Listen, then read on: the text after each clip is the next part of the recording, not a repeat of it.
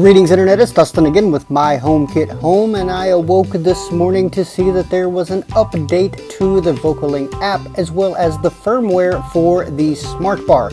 We did review the SmartBar a few weeks ago, and you'll find a link to that in the iCard above.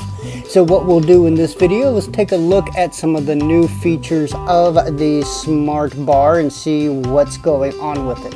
I do want to give a big thank you to Simon over at HomeKitNews.com for bringing this to our attention. So once we jump into the LinkWise app, we'll go ahead and see that there is a firmware update for this SmartBar, which is called the outlet. So we'll go ahead and update that firmware. It will take a few moments, but while we're doing that, we can always subscribe to My HomeKit Home if you haven't done so already. Hit that bell notification so you don't miss out on any new videos like this one as soon as they're released. So let's talk a little bit about this firmware update. What it allows us to do is to set basically a timer, timeout switch for the SmartBar. So you may be wondering why. This is really useful for things like routers, and in our case for HomeKit, maybe some of our home hubs.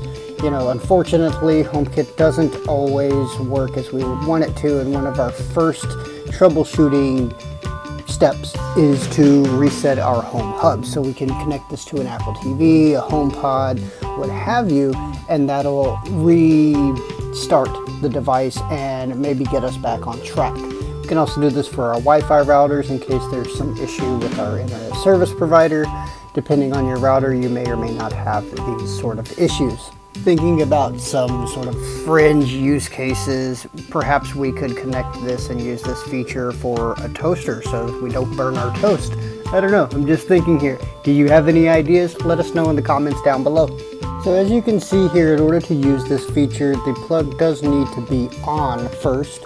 And we have our little kind of on and off button there to the left, and we'll tap on that once we've got our plug on, and we can see that we can have this kind of power cycle from 1 second, but we can also go all the way up to 60 seconds as well.